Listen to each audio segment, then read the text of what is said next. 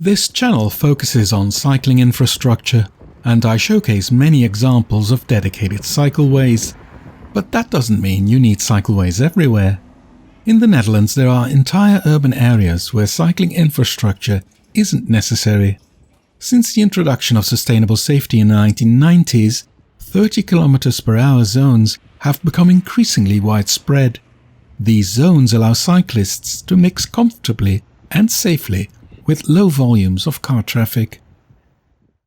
The most effective 30 km/h zones are roughly 900 by 900 meters in size, with only a limited number of entry and exit points.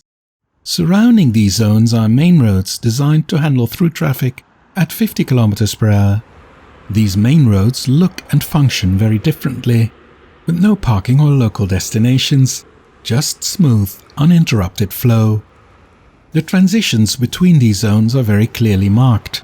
Thanks to continuous sidewalks, no one can miss when they are leaving a main road and entering a 30 km/h zone. A 30 km/h zone is a mixed-use area or a residential area, places where people live, shop, dine and visit cultural destinations. These streets are designed to look and feel calm. There are no wide asphalt lanes, but rather narrow, brick-paved streets that naturally slow down traffic to 30 km/h or less. Standard priority rules apply, meaning vehicles coming from the right have priority. As a result, very few traffic signs are needed. Speed calming measures, such as speed bumps, raised intersections, and sometimes horizontal deflections, like chicanes, are common. While these features were originally more prominent for a woonerf, a home zone, they've since been integrated into the broader concept of 30 km/h zones. The surrounding main roads, by contrast, are designed for faster travel, with separate cycle paths. Research shows that this division of streets benefits traffic circulation, road safety and livability by reducing through traffic in residential and mixed-use areas. But there are challenges. Sometimes you'll see a 30 km/h street with asphalt and a straight design. This is often because it's a bus route. Other times the main cycle route passes through a 30 km/h zone. Technically, no separate cycling infrastructure is needed in such zones, but to highlight these routes, they often become cycle streets. Older main roads crossing 30 km/h zones can also be problematic.